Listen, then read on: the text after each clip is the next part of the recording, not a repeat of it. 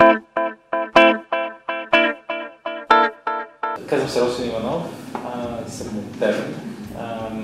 В момента съм управляващ партньор на Entrea Capital, която е една от водещите независими компании в областта на инвестиционното банкиране, сливане и придобивания, набиране на капитал на българския пазар. По отношение на това какво правим като работа и професия, ние се опитваме да разработим един пазар, който в България първо прохожда. И това е пазара на консултирането по отношение на сливане и придобивания, корпоративни финанси, набиране на капитал, който е най-общо казано инвестиционно банкиране. Ние обикновено работим или с български компании, които са водещи в даден сектор, които искат да намерят капитал, да се продадат или самите те да купят някой, или с чужди компании, които искат да стъпват в България. И хубавото е, че българските компании, с които работим, са наистина много добри, читави до някъде вдъхновяващи предприемачи. Тоест, те са постигнали, изградили се някакъв успешен бизнес, такива хора са заредени с енергия и ние като работим с тях, е изключително приятно и често споделяме тяхната визия за това, което искат да направят и помагайки им от гледна точка на нещата, които правят, ни доставя голямо удоволствие. Първият ми интерес в икономиката беше още като бях на 16-17 години. Тогава аз бях в английска гимназия в София, отидох на един обмен в Англия и там за първи път още на ниво гимназия имах възможност да учи икономика, което ми беше много интересно. И беше съвсем много, това беше 93-та година в България, така че беше съвсем нов предмет, изобщо нещо, което не се случи в България, ми беше изключително интересно. След това отидох в Американския университет в Благоевград, където продължих да учи икономика, беше ми пак изключително интересно.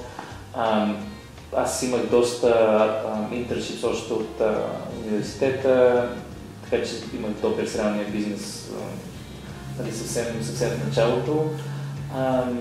И след това правих магистратура по бизнес администрация в Харвард, което беше по-скоро от бизнес страната, но то също много ми помогна. И така, в до сегашния си съзнателен професионален живот основният интерес ми е бил в икономика, финанси, бизнес и до голяма степен цялостна, може би по-широка тематика, цялостно привличане на инвестиции в България. Ролята на моето образование със сигурност е много важна. И като знания, и като начин за отваряне на врати, за всякакви възможности. И подготовката, която имах в Американския университет, като реални знания, като самочувствие, беше много важна за първите ми стъпки в кариерата. Аз първоначално работих в Procter & Gamble в Букурещ, веднага след Американския университет, след това в Европейската банка за възстановяване и развитие в Лондон, където дори там беше известен на Американския университет. Това беше много изключително ценно. Дори си спомня интервюто в Лондон, англичани бяха чували за университета. След това Харвард със сигурност е изключително полезен като контакти, образование, дори отваряне на врати като и проекти и контакти. Примерно сега имаме пътуване в Москва, веднага мога да видя завършилите студенти на Харвард, да се срещнем там, да говорим конкретни проекти и така нататък. Така че е изключително ценно и като мироглед, и като контакти. Относно решението ми да се върна в България, всъщност аз заминах още веднага след завършването на Американския университет в чужбина и още с заминането бях с ясната идея, че искам да го направя, за да събера контакти, знания, дори спестявания, с ясната идея, че ще се върна в България.